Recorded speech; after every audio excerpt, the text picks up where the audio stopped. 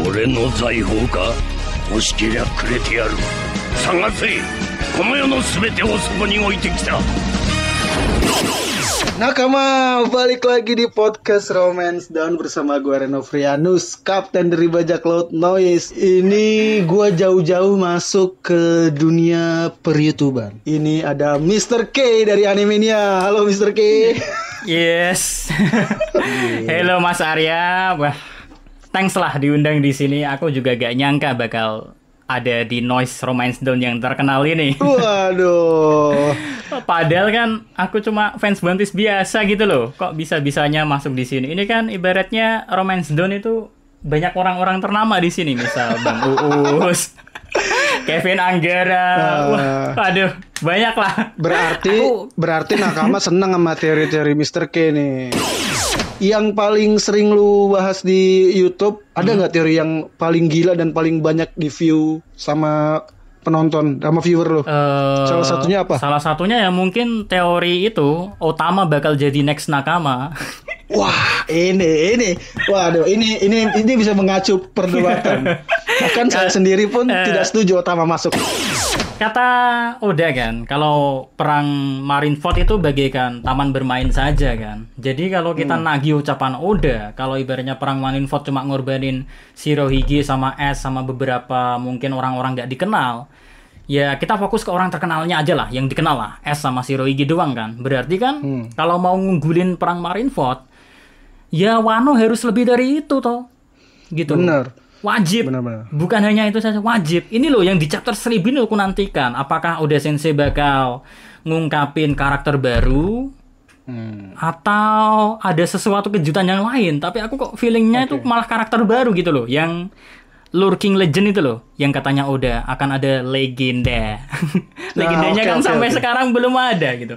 Boleh orang lain menebak siapapun, si Kid the Lion lah, atau mungkin Ano lah, atau gimana. But this is the most interesting mas, pokoknya. Yang masalah legend itu, ya kan?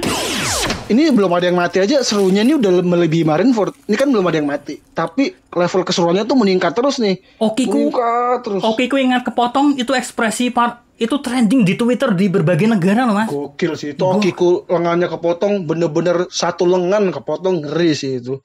Dan itu langsung menguatkan kalau gue Kaido, gue bukan orang sembarangan. Bahkan sekarang gak ada apa-apanya di Azaya Kanan yang sekeren itu.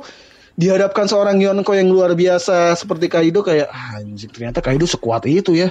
Gila banget. Tapi kan sebelum itu kan jenengan pasti di chapter sebelumnya bilang, wah Kaido masa selemah ini. Banyak mas di review yang sebelumnya Kaido dibully sama Akaza itu. Wah komentarnya seru. Aku lihat komentar di YouTubeku, walah Kaido ternyata gini lemah atau gimana. Padahal aku di review tersebut aku bilang, Oda Sensei kalau bikin memang di rumor One Piece Kaido itu baru rumor ya, Kaido terkuat ya. Tapi kan kalau di dunia One Piece tuh selalu mengambil dari referensi kenyataan. Kalau rumornya kuat ya kuat. Di prank bisa-bisa nih mas di chapter selanjutnya. Nah, Kiku kepotong. Wah seru aku bilang gitu. Mungkin kita sekarang udah dikasih lihat sama Queen yang udah punya peluru yang bisa nembakin virus. Nah, betul. Virus Ice Oni itu kan. Bener, sekali tembak, wah virusnya nyebar, segala macem kan. Nyebarnya cepet, gitu bener. Loh. Siapa tahu band Backpack ini pelurunya punya kekuatan yang hampir serupa seperti itu. Sekali tembak mungkin ya, kita nggak tahu kekuatannya apa, tapi serupa mungkin ya. Kalau bukannya mungkin sih mas, bisa terjadi. Ingat gak omongan Fujitora? Kata Fujitora kan si Chichibukai udah gak diperlukan lagi karena Vegapunk sudah menemukan sesuatu yang bisa menggantikan si Chichibukai gitu loh. Iya ya. Nah menemukannya kan bikin misterius saja, sesuatu yang bisa gantiin si Chichibukai. Si Chichibukai itu bukan sekedar bajak laut biasa loh, itu bajak laut gila-gila semua. Kayak Blackbird, brengsek pernah jadi anggotanya si Chichibukai juga. Brengsek Marshall the Tish itu mas. Mihawk malah kelihatan bahagia waktu status si Chibukainya dicabut. Iya, seneng dia. Oh, kalian mau menangkapku? Wah, aku seneng banget lihat momennya Mihawk itu. Dan kata-kata kemarin di chapter 995 waktu Yamato bilang yang down kan, ada kata down juga untuk nyemangati Momonosuke. Kalau Momo lah yang bakal bawa Fajar ke dunia ini. Bener. Gitu loh. Aku kepikiranku bingung, ini Fajar yang dimaksud itu Fajar Wano doang atau Fajar dunia. Berarti nanti ada hubungannya lagi. Momonosuke itu bakal terhubung dengan Junisa lagi. Kan satu-satunya yang bisa memberi perintah Junisa kan Momo, Mas. Itu benar. Iya. Aku langsung terbayang lagi. Apa Momo bakal ikut juga keliling dunia? Tapi yang jago Wano siapa? Kalau orang-orang kayak kita mungkin kan begitu lihat kok satu kalimat, mungkin satu kata aja gitu loh, Mas. Satu kata timbul di suatu panel yang tepat, kepikirannya mungkin bisa puluhan sampai ratusan pemikiran gila gitu loh. Itu ingat gak rame-rame waktu Oden katanya gak bakal bisa meninggal waktu dibunuh itu? Itu kan trending juga.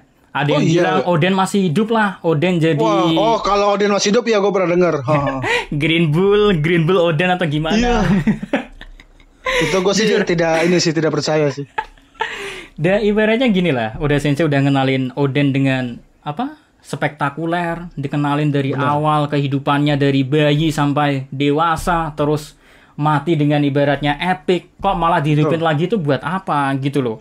Dan kan itu rame, Mas, aku juga disindir, Oden itu masih hidup atau gimana, padahal kan faktanya itu banyak fakta-fakta Oden itu pas positif mati. Bahkan sebelum mati pun aku bilang Oden wajib mati agar sesuai dengan mimpi Akazaya yang balas dendam. Kalau Oden tiba-tiba hidup terus Akazaya itu buat apa balas dendam gitu loh.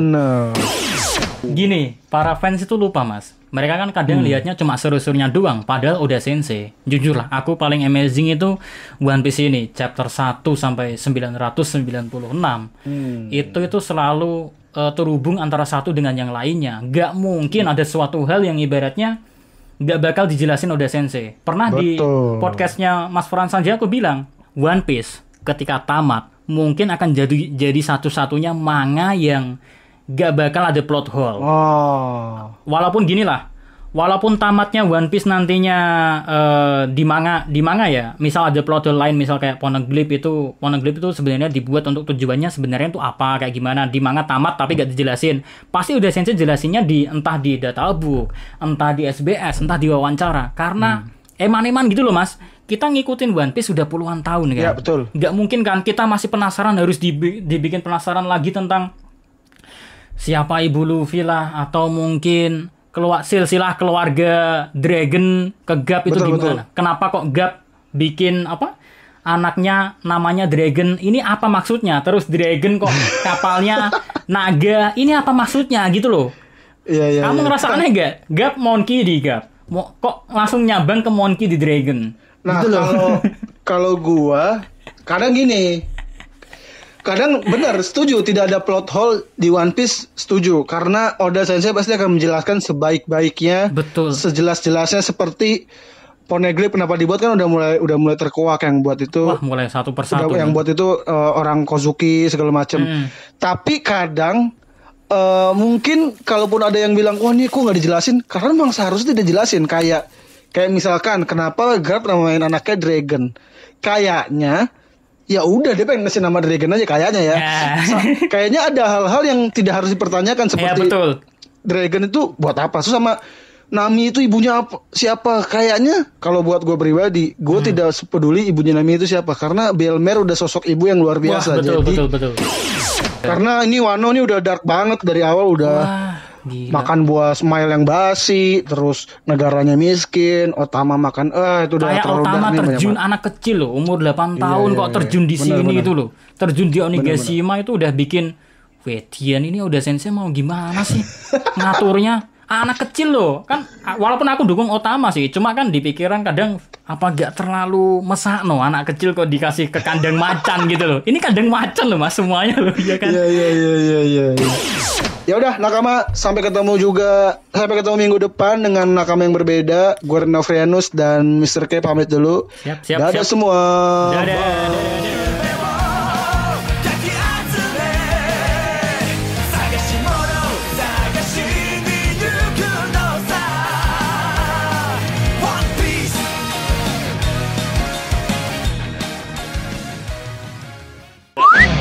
Dengerin cerita lengkapnya cuma di aplikasi Noise. Download Noise sekarang di App Store atau Play Store.